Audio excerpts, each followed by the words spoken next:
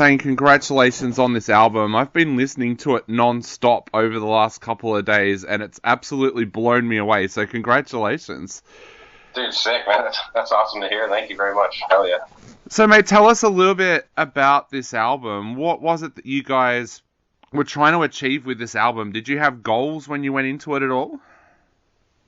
Yeah, I mean, for sure. I think, like, we went through kind of like a cycle with the 4 albums that we did. We did 4 albums and an EP, you know, and we started that whole process when we were like 16 or 17, you know, and we're like 30 now, around that age. At least that's my age, and I've been around writing music for the entire time, and Andrew's been there the entire time. So it's like we had this like long journey, and I think when people that are fans of our music are waiting for a new Fallujah album, they're wondering what we're going to do next, like what we're going to change about our sound and that whole idea of progression. You know, we started off as very tech dev, and we slowly started introducing all these prog elements until we kind of developed our own kind of sound, you know what I mean? And we worked on that for like 2 albums, and then with the last album, we kind of took a step back from all of that and kind of pulled back all the technicality and all the kind of like to me, it was like stuff that it, you know, showcases like the skill level, because I think that's kind of part of some of this technical metal. It's not just about making a solo; it's about making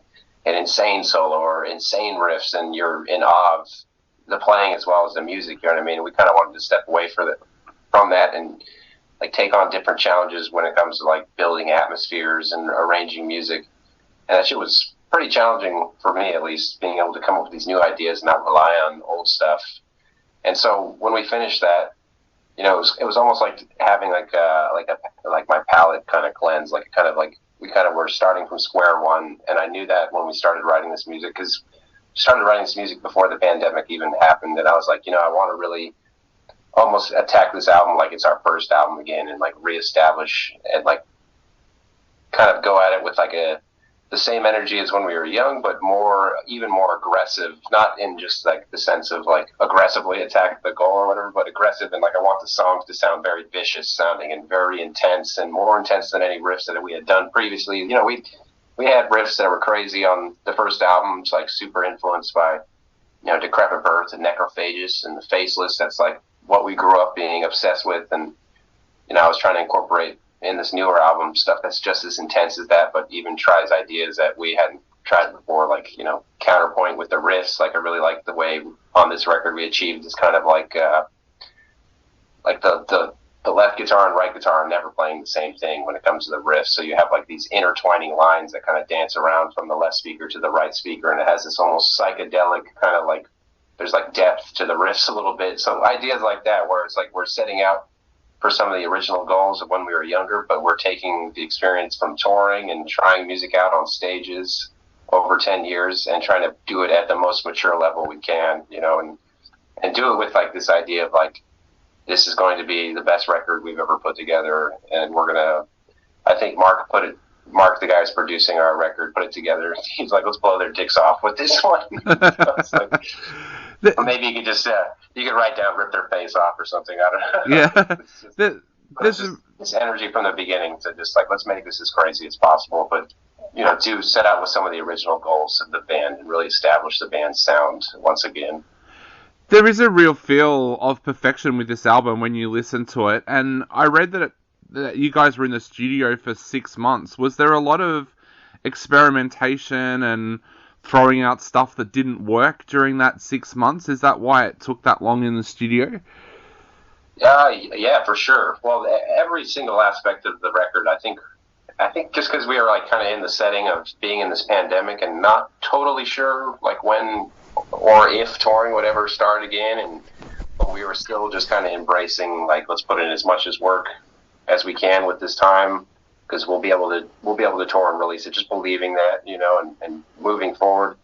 So everything got a little bit more love than it usually does, because I'm normally used to always having a tour looming right around the corner, a few weeks or a month or so, and it's just kind of how we structured the schedule, and it always kind of makes me feel a little rushed to put something down and that be what's going to be recorded, you know what I mean, as opposed to, you know, because I'll write a riff and I take the time to make sure it's a riff that is going to be recorded and end up on the final thing, instead of just kind of like just writing, hopefully that one of the riffs is going to be good, and slowly do that process, because it takes too long to do that. Like, it's like you got to know exactly what we want for this part. We got to write it down and get it done and move on to the next song. And with this one, we were able to, write out a bunch of songs and go into the songs and be like, all right, we lost momentum right here. We need to take this part out and replace it with something that has more energy.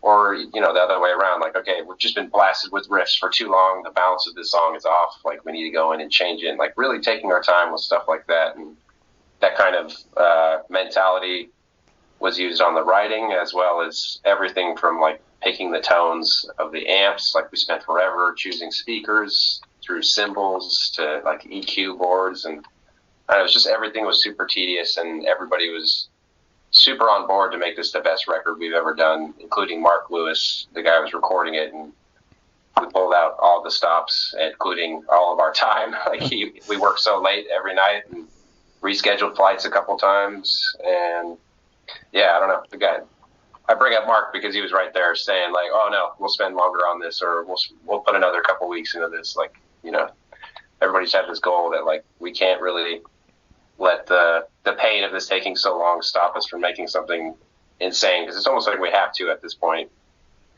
for the band.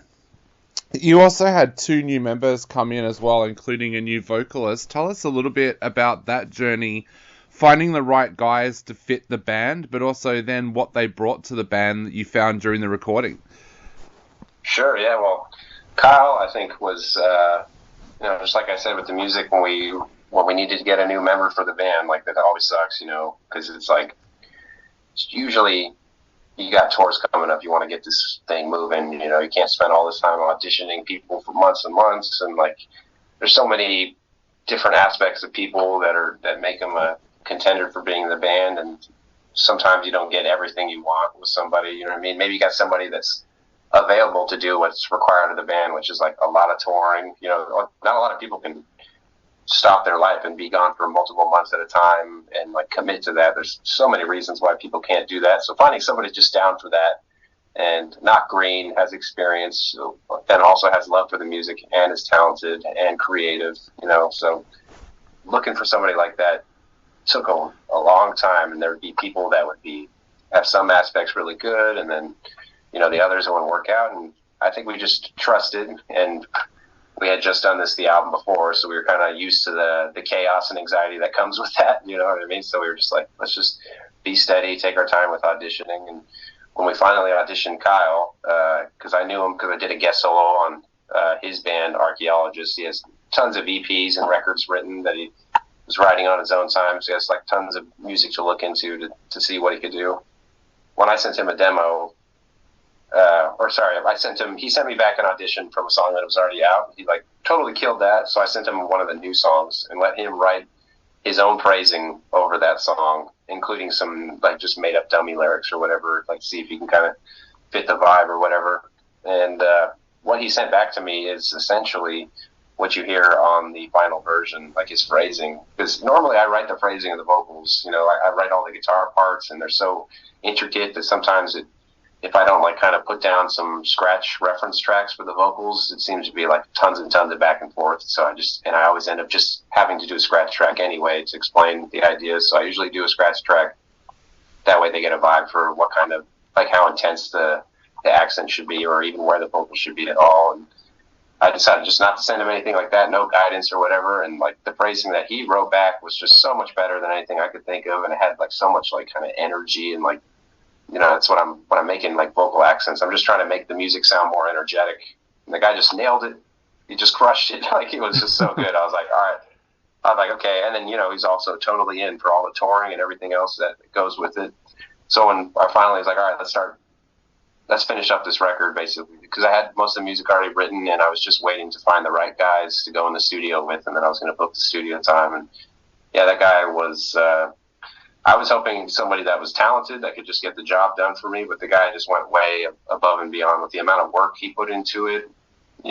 Not everybody's down to stay up all night working on something after you worked all day working on something else, and that was kind of, to get it done in the amount of time we had, like, that's kind of what was required. So we were up all night on Zoom calls, discussing the lyrics, discussing the phrasing, and we'd have these meetings and discussions, and he'd go back and work on it and come back the next day with more, and we just like keep moving along. And he ended up having just like tons of great ideas and input on where to put little changes here and there. And I don't know, he just brought so much to the record that it made it feel like, to me, which is awesome, that not just like, it makes it feel like a collaboration became its own thing. And, same thing with Evan, not to make Evan any less more impactful than Kyle. Like, Evan was the same way. It's just like his ideas are so different and interesting, and like just putting stuff down that I never would have thought of because I'm a guitar player. So I think like a guitar player with the accents and all that, and he just brings completely different ideas, So yeah, that guy's been one of my favorite bass players for years, and just hearing him try out different stuff over our riffs without any guidance, it was like, dude, he's totally changing the way this sounds and making it heavier sounding and without being in the way. It's like, yeah, both of those dudes took this album to the next level. Yeah, it's one of the main aspects I'm excited about it. It's amazing.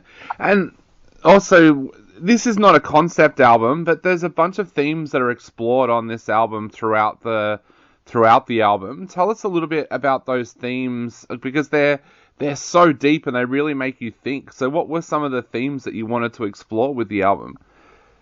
Sure, yeah. I mean, I like that you said they're kind of deep, because there's a lot of those late night meetings with Kyle. It's like, how do we get across some of the messages that we want to talk about and the concepts without being too literal, and allowing people's imagination, allowing people to relate, understand it enough to where they can, relate to it. And it's true to stuff that we've experienced, but still, vague enough to like let their imagination connect their life to it in their own way. And I think the overall album, I wouldn't say it's like a themed, like what do they call it, a concept album or whatever, but the album does kind of all speak to the same kind of thing. It's kind of like working through something, and even the tones and the colors used on the album are supposed to kind of guide the listener, on that journey. And that's why we picked the name Empyrean. This is like the highest plane of the heavens, you know what I mean? This is like high plane where God's and man's will like meet, you know what I mean? It's like ethereal, like higher spot kind of thing. And you want to start this journey like in the deepest parts, in the darkest parts, you know what I mean? And that's the song, the lyrics from the tones kind of start you on that journey and slowly lead you to the last songs into this kind of like ethereal atmospheric layer, you know what I mean? With the first song, The Bitter Taste of Clarity, just like the chord tones I'm using a lot of like major sevenths and a lot of like dissonance, and it just starts off with just almost like white noise, like black metal, just like a wall of sound. And it's just total despair, and that's what the lyrics are starting off, this like anxious realization of like the dire situation you're in and how things have to change. And that's kind of like what it changes, is realizing you have to realize it first. And the tones kind of lead you through this like journey of like darkness and heavy and intense anxiety, and it slowly starts to lighten up and become more encouraging and inspiring until eventually the later songs like Celestial Resonance or Artifacts, those are the last two songs, like are just filled with these like massive, huge sections that are just like got these soaring leads and these really heavy rhythms, and it's like very big, expansive, like 16 measure parts that are just kind of like you're flying through space, as opposed to earlier in the song where you have these very tight riffs that are like kind of grounded on Earth, if that makes sense. And without giving away too much, yeah, it's like a theme about pushing through pain and all the psychological obstacles that come in the way of being able to move to a better place, through a situation that is like, we have our own personal situations that made it work for us, and all the stuff we had to do to continue on with life as all this stuff around us is happening, and like embrace oblivion and all that stuff. You have to kind of adapt and embrace the chaos, like stuff that we relate to, but I think a lot of people will be able to as well. But the overall message is it's positivity, I think. Definitely. Push through pain. Yeah, you mentioned Artifacts there. That is one of my favorite tracks on the album, and Sick. I think what I love about that album is Katie coming in on it as well. And I was going to ask about that. Oh, yeah. The guests on this album, Tori, Katie especially, they add to that atmosphere so brilliantly. How did you go about picking which guests you wanted to work with on this album? Well, I definitely wanted to bring those aspects back on this album, and I thought, just instead of trying to find somebody new, I think we just take people that weren't showcased as well and do it even better. Like Katie is a perfect example of that. Like she was on Dreamless, but I felt like she didn't really have a song that like showcased her like the way The Void Alone showcased Tori. Like she had this big chorus, really just showed off like who she was, and Katie was mostly doing these kind of like ethereal parts that were kind of adding on to it. So I thought Embrace Oblivion was like the perfect song to fit her range. You know what I mean? She's like kind of got a deeper tone to her voice, and it's just like it just shows her off so well. It's just like she gets this big, huge moment, and she's like a really awesome person to work with.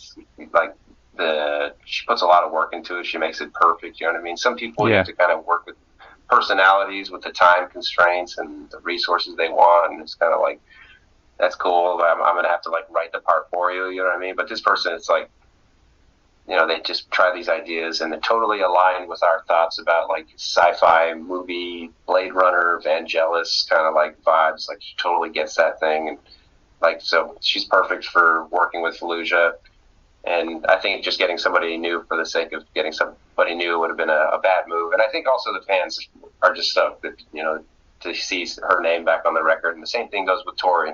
She's even more in touch with our interest in like kind of like movie soundtracks. Like she works directly doing that for a living, you know what I mean? So she has that like cinematic huge voice, and it just, you know, we still have a good relationship with her, and just like it's also, yeah, like The Void Alone is probably one of our biggest songs ever. So, you know, if I could have made it work to have her back on the album, which almost didn't work, I would do it. And yeah, luckily it worked out, and she had an awesome part. But I think Katie was showcased really awesome on this one. She really just had an amazing performance on this album. It's pretty sick.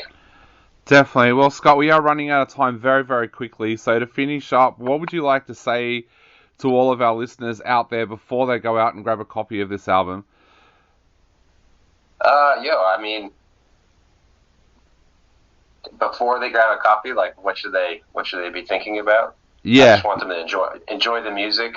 You know what I mean? Put on some headphones. You know what I mean? It's just not easy listening. So it's just supposed to be like kind of take you on a spiritual journey. So I hope it does for you, and I hope you can relate to it and get you through whatever you're going through. But yeah, we put a lot of work into this. I think it's one of the best records we've ever put together, and it really is establishing the band and where it's going to go forward. So hope you enjoy it, because we made it for you.